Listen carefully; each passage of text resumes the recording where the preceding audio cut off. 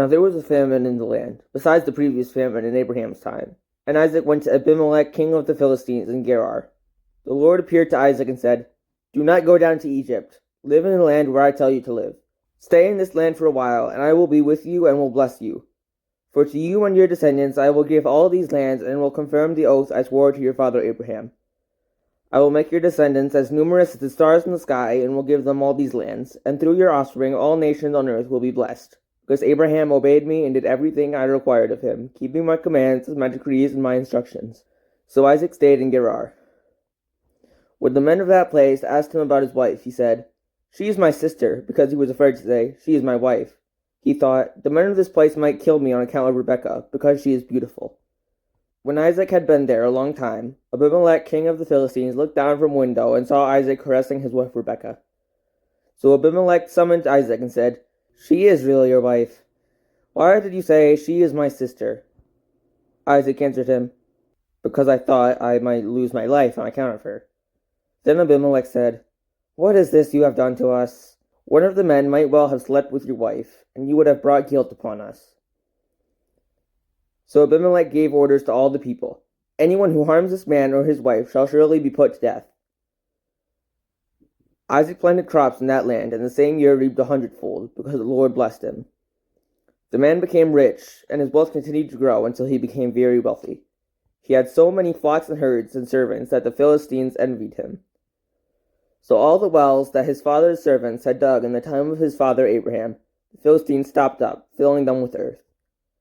Then Abimelek said to Isaac, "Move away from us. You have become too powerful for us." So Isaac moved away from there and encamped in the valley of Gerar, where he settled. Isaac reopened the wells that had been dug in the time of his father Abraham, which the Philistines had stopped up after Abraham died, and he gave them the same names his father had given them. Isaac's servants dug in the valley and discovered a well of fresh water there.